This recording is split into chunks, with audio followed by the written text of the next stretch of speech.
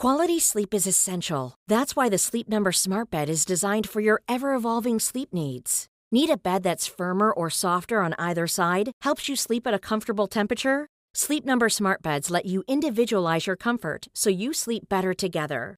J.D. Power ranks Sleep Number number 1 in customer satisfaction with mattresses purchased in-store. And now, during our lowest prices of the season, shop the Sleep Number Smart Bed starting at $999 for a limited time. Prices higher in Alaska and Hawaii. For J.D. Power 2023 award information, visit jdpower.com/awards. Only at a Sleep Number store or sleepnumber.com. 7 things you don't really need to know, but probably should. I'm Ciara Revin, and this is the Sunday 7. On today's episode of the award-winning Sunday 7, we take a dive into the risks of AI. We hear about the man Mark Zuckerberg calls the Taylor Swift of tech. We learn about a new generation of Mars robots and find out about how life could be with a third thumb. Remember, if you're enjoying this episode, we're here 7 days a week at 7 a.m. with the 7 biggest stories on the Smart 7. Before we dive into today's episode, it was on this day in 1964 that Arthur Mellon obtained a patent for a unique child's toy. It was based on a design described to him by an Australian who said that children in gym class twirled bamboo hoops around their waists as part of gym class. He took the idea, called it a hula hoop, and patented it. His company Whammo also came up with the frisbee. 7. Artificial intelligence has become a phrase we hear incessantly, and it's inching its way into our lives. Last week we heard about Apple's plan to integrate it into their next iOS, but under the name Apple Intelligence, and other tech giants including Google have already incorporated AI into their search. It's not all plain sailing though, as 2 weeks ago 11 staff at OpenAI and Google's DeepMind signed an open letter warning that if AI continues to operate without regulation, it could be used to spread misinformation, increase inequality in the world, and ultimately lead to human extinction. CNN's Christina Amanpour gathered an expert panel this week to consider just how dangerous AI could be. One of her panellists was Professor of Computer Science Dame Wendy Hall, and she says that AI has huge potential, particularly in healthcare, where it's already delivered huge breakthroughs. We tend to go straight for the risks, and they are there. I just wanted to start by saying there are fantastic opportunities here. AI will enhance what we do and actually change the world of work, but it will create more jobs than it destroys. Conor Leahy is CEO of a company called Conjecture, and while it's trying to build systems of control and regulate AI, he says it's clear that unless some guardrails are put in place, the potential for disaster is significant. It's often presented as this extremely exotic, weird sci-fi scenario.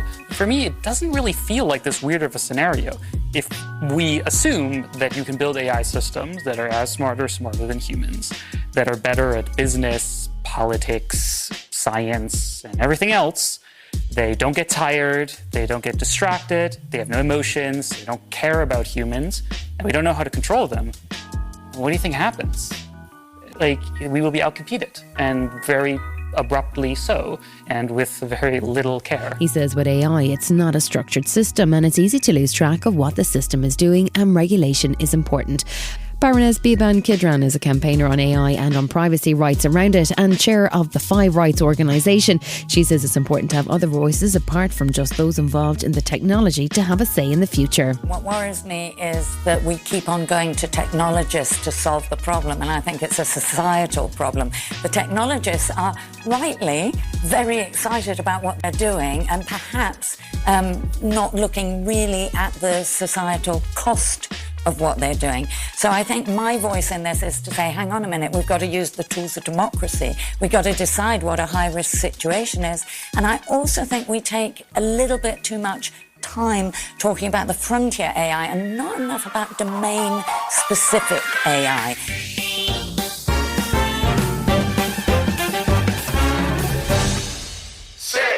It's been another big week in tech with a new global giant clambering to the top of the tech pile. McDonald's scrapping an AI drive-through trial, and a suggestion from America's Surgeon General that social media platforms need tobacco-style warnings to protect teenagers. When tech is kicking off, there's only one man we can call, the Smart 7's tech guru and the Ed Sheeran of tech journalists, Will Guyatt. Unless you've been a big-time PC gamer or looked into what chips are in your Nintendo Switch, you've probably never heard of the US company Nvidia, so it's been a huge surprise to see them vaulting Microsoft, Amazon and Apple to become the world's most valuable company. Its AI-focused chips are being sold to tech companies in their millions, and that's where this sudden success has come from. So Will, tell us about Nvidia and how they became the world's most valuable company this week. Make no mistake, Nvidia is no overnight success. It was founded in 1993. Perhaps nobody could predict, though, that the tech it had created to boost the graphical capabilities of your PC would eventually be used to aid the complex formulas and computations that are required to build these AI large language models. That's the power behind services like ChatGPT and others. Are they just in the right place at the right time, or is there more to it? Today, so many companies are currently reliant on Nvidia's kit that the amount of their AI processor cards that businesses forward ordered is getting mentioned in their annual reports as a sign of future success or intent. Tell me more about their CEO Jensen Huang. Is it true that Mark Zuckerberg calls him the Taylor Swift of tech? The 61-year-old electrical engineer appears to love a leather jacket almost as much as Silicon Valley loves him, and that's where Mark Zuckerberg's slightly weird pop culture reference comes from. He's well liked by tech bosses in Silicon Valley, and has developed an almost Steve Jobs-like cult of personality in the fact that he presents all of the company's products on stage himself. That said, I'm quite pleased he's not released any albums yet though. Do we think this is a bubble, or is Nvidia set to stay at the top of the tech pile? If I knew that, I'd be answering these questions on my private island, but over the last few years we've seen some volatility in Nvidia shares, which isn't uncommon in the world of tech. But if the demand for their AI cards remains, Nvidia could be here to stay. We hear a lot about AI, and we've heard some alarming predictions earlier in the episode, but it's still rare to have a company pull back from AI. What's going on with McDonald's and the AI drive-thru? Loads of us love a cheeky burger, right? Well, how about ordering a dessert top with bacon, or discovering your order has around $200 worth of chicken nuggets added that you didn't even ask for? McDonald's has been having such a hard time with its AI trial in drive-thrus, it's decided to cancel it entirely. The Big M have been testing it at 100 locations in the US for the last few years, but the number of cock-ups that were now being posted to social media have helped them change their mind on this trial. This doesn't mean it's the end of AI forever at McDonald's though, as the company said the tech would be part of its future. I called Ronald McDonald directly and he told me I'm loving it. Later we'll hear from US Surgeon General Vivek Murthy on the perils of social media. There's an app that's aiming to help manage your time on social media that's been getting quite a bit of traction this week. Tell me more about it, Will. Roots is an interesting app that's going to track the quality of the time spent on your device, not just the amount of time, as it says it's tracking your digital dopamine. This app allows you to lock yourself out of the most addictive apps, or even add your own on-screen prompts when you're mindlessly scrolling through that feed on your favourite social media app. As the co-creator Clint Jarvis says, 10 minutes spent reading on the Kindle app is not the same as 10 minutes scrolling on X. Digital dopamine helps you quantify how smartly you're using your device. Those behind Roots are clearly pleased with its early success, saying it's reduced the screen time of their beta testers by an average of 2 hours a day. Just imagine what you could do with that. Still to come on the Sunday 7, why you need to check your lettuce and what bots on Mars are getting up to.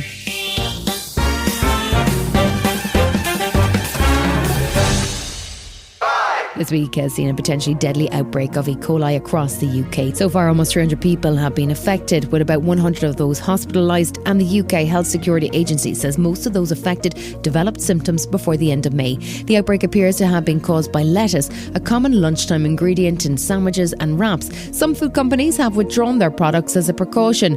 Jim Winship is the director of the British Sandwich and Food to Go Association, and he says that withdrawing products to protect public safety was the right thing to do. We have the most amazing chilled food industry in this country. We're way ahead of the rest of the world.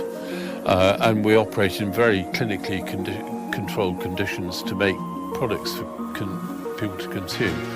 But these bacteria can creep in from somewhere, and particularly in something like this, they come from without any warning. So we just have to overreact, really, to be on the safe side.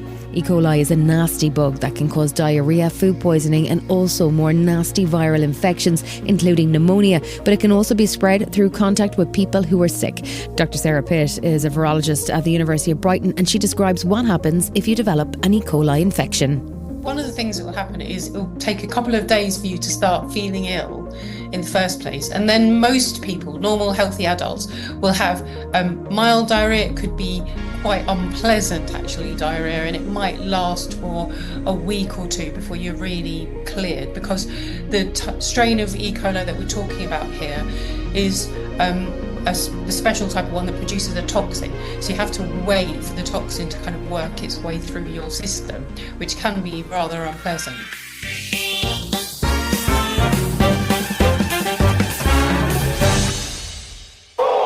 NASA is firmly focused on expanding mankind's horizons, with the Artemis project intending to see renewed moon landings by astronauts, while a landing on Mars remains a long-term goal.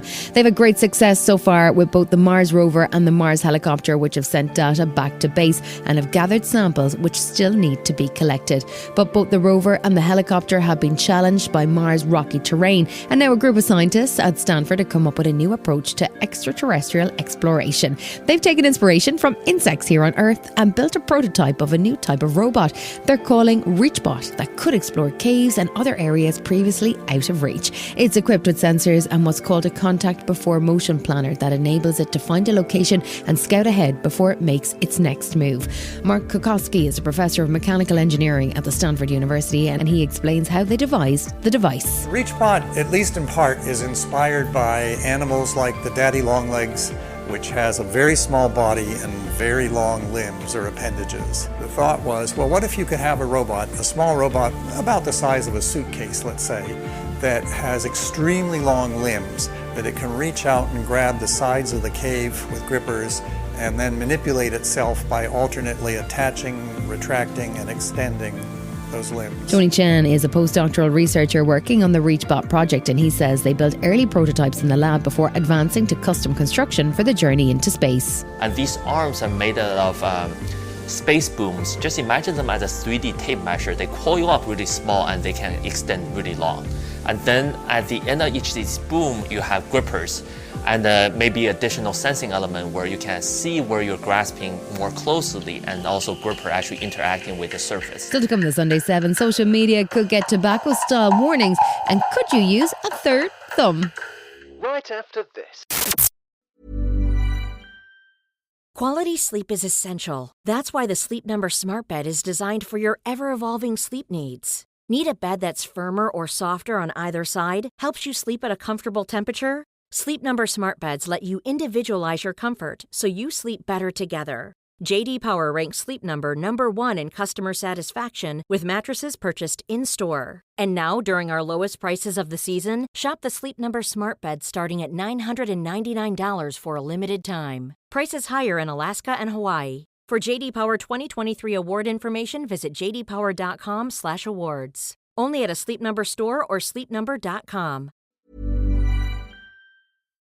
Welcome back.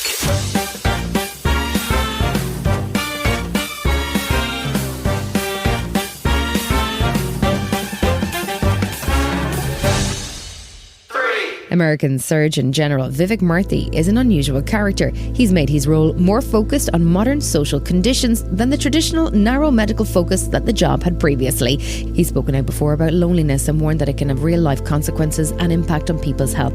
Now he's turned his attention to social media, and in a New York Times editorial, he's called for content warnings similar to those applied to tobacco products. His proposal would require warnings on the platforms that say they are associated with significant mental health harms for adolescents. He told NBC this week that people need to take the risks attached to social media more seriously. What the data is telling us is not only have companies not demonstrated that their platforms are safe for kids, but there's growing evidence of harm. It shows us, in fact, that when adolescents spend more than 3 hours a day on social media, we're seeing an association with a doubling of risk of anxiety and depression symptoms, and the average amount of use per day among adolescents is nearly 5 hours.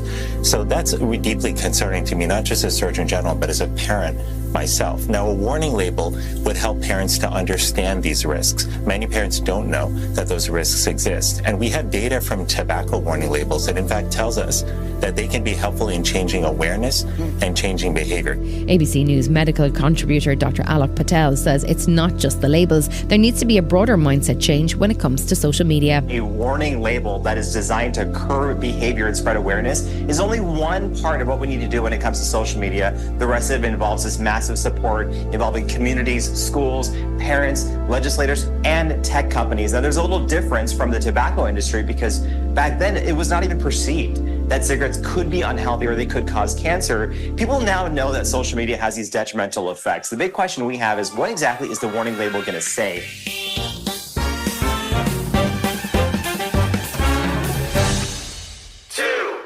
We've all had those situations where you need an extra hand, right? Too many shopping bags, too many things going on in the kitchen at once. Well, there's good news on the way, as scientists have been busy developing new motorised wearable devices which will function as extra robotic body parts. That gives us the potential to improve our motor capabilities or make an astonishing ragu without dropping anything.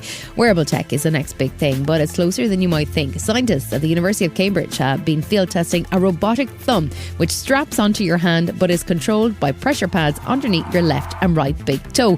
It might sound odd, but it actually makes a lot of sense, says Dani, Clode, who is a collaborator at the Medical Research Council Cognition and Brain Sciences Unit at the University of Cambridge, explains. So you think about the control you have over your feet. We have a lot of kind of movement and control over our big toes. You think about pushing your big toes down right now. Yeah. And we have a lot of deliberate control over it. We don't really use it, in this really deliberate, finite way, but we do use our feet to extend the tasks that our hands are doing. Think about driving, pianos, electric guitars, drums. We often go to our feet to extend the tasks that our hands are doing. So I looked at that to kind of look at controlling an extra appendage on my hand. The team tested the device on almost 600 members of the public at the 2022 Royal Society Summer Science Exhibition, and the findings from the extensive field test have been published this week. It showed that 98% of testers were able to carry out a task within 1 minute of being introduced to the third thumb, and that people of all ages proved to be equally adept with the tech. Lucy Dowdall is co-author of the study and is part of the team at the Medical Research Council Cognition and Brain Sciences Unit at the University of Cambridge, and she says the brain is remarkable in terms of how quickly it can adapt. We're interested in it as a way of looking at our brain's ability to change based on everyday experiences. So how does the brain cope if you add an extra finger to your hand that's controlled by your toes? So we have something in our brain called our body representation. So if I move a finger, an area devoted to representing that finger lights up in the brain. But even if I lose that finger, if I imagine making that movement, we still see that area light up. So we then want to see if we keep the representation when we lose something, what happens if we then add something?